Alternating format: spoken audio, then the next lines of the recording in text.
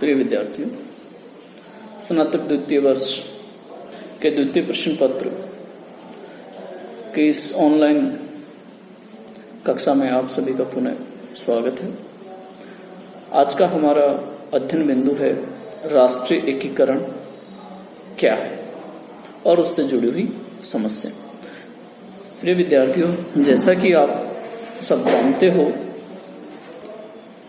भारत जो राष्ट्र है वो सदियों पुराना है। इसमें अनेक धर्मावलंबी, अनेक जातियों, अनेक भाषाओं को बोलने वाले और विविध प्रकार की भौगोलिक जो अनेकता है वो विद्यमान है।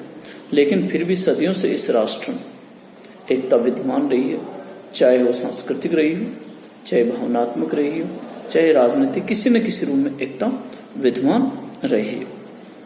आइए हम चर्चा करते हैं राष्ट्रीय एकीकरण का अर्थ और परिभाषाओं के बारे में। जवाहरलाल नेहरू ने राष्ट्रीय एकीकरण के संबंध में अपना मत व्यक्त करते हुए कहा कि राष्ट्रीय एकता एक मनोवैज्ञानिक और शैक्षिक प्रक्रिया है जिसके द्वारा सभी लोगों के दिलों में एकता की भावना, समान नागरिकता का अनुभव और राष्ट्र के प्रति निष्ठा और प्रेम की सुदृढ़ सद्भावना का विकास अनुभव होता है, उसे हम राष्ट्रीय एकता कहते हैं। इसी प्रकार प्रसिद्ध समाजशास्त्री जी.एस. घुरिये ने इस संबंध में अपना मत व्यक्त करते हुए कहा कि राष्ट्रीय एकता एक भावना है जिसमें सुदृढ़ता, संबद्धता शामिल है। अर्थात एक ऐसी भावना जिसमें परस्पर सभी की एकता, सुदृढ़ता और संबंधित होना स्वीकार किया जाता है। इस सबको हमने राष्ट्रीय एकता के रूप में माना। जब हम आचार्य विनोबा भावे के दृष्टिकोण पर बात करें तो विनोबा भावे लिखते हैं कि एक भावनात्मक एकता, भाईचारे, राष्ट्र प्रेम की सुदृढ़ जो भावना है जो सभी देशवासियों में पाई जाती है, उसे हम राष्ट्रीय एकता के रूप में देखते हैं, राष्ट्रीय एकीकरण के रूप में देखते हैं। तो इस प्रकार हम कह सकते हैं कि समस्त देशवासियों में परस्पर एकता की, बंधुत्व की, भाईचारे की जो सुदृढ़ भावनात्मक जुड़ाव है उसे हम राष्ट्रीय एकता के रूप में जानते हैं। अब आइए हम बात करते हैं भारत के संदर्भ में भारतीय राष्ट्रीय एकीकरण के आधार क्या है। पहला आधार है भौगोलिक आधार।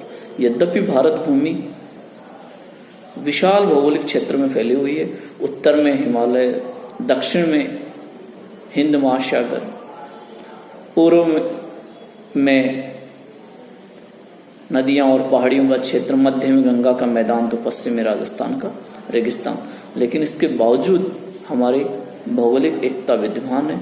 चारों क्षेत्रों में चारों धार्मिक पीठों की स्थापना होना, केदारनाथ, बद्रीनाथ, पुरी और द्वारिका, तो ये हमारी भौगोलिक विभिन्नता में एकता की परिचायक है। और भारत भूमि को हमने एक भूमि का टुकड़ा नहीं बल्कि मां के रूप में स्वीकार किया। दूसरा ऐतिहासिक रूप, रोम, मिस्र, यूनान सब मिट गए, कुछ बात है ऐसी कि हस्ती मिटती नहीं हमारी, इकबाल का एक कथन है। अर्थात ऐतिहासिक रूप से हमारे में एकता विद्यमान रही, चाहे जितनी विभिन्नताएं रही हो, लेकिन हम एक रहे। उत्तर से लेकर दक्षिण, पूर्व से लेकर पश्चिम, सभी धर्म, सभी मत, सभी पंथ, सभी संप्रदायों को मानने वाले लोग परस्पर एकजुटता की भावना से रहे।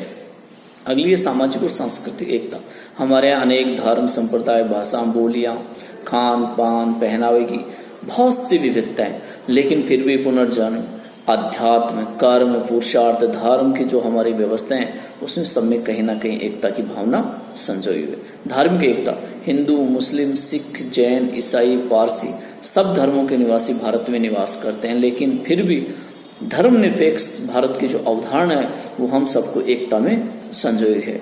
हमारे संवैधानिक जो आदर्श है धर्मनिरपेक्ष राष्ट्र, वो आज भी बना हुआ है और सब भारतीय उसमें विश्वास करते हैं। राजनीतिक एकता की बात करें तो मौर्य काल से लेकर मुगल काल तक और आधुनिक काल में संपूर्ण भारत में राजनीतिक एकता विद्यमान रही है। आज संपूर्ण राष्ट्र एक संघ राष्ट्र के रूप में है और सभी जो राज्यों की इकाइयां हैं वो केंद्र सरकार के साथ एकदम मिलजुल कर काम कर रही हैं और भारत राष्ट्र को एक स्वरूप दे रही हैं। इस प्रकार से भारत जो राष्ट्र है उसमें अनेक विविधताएं होते हुए भी एकता विद्यमान है। प्रिय विद्यार्थियों, आज हमने जाना कि भारतीय राष्ट्रीय एकीकरण है उसके आधार क्या है, किस प्रकार से ये चल रहा है।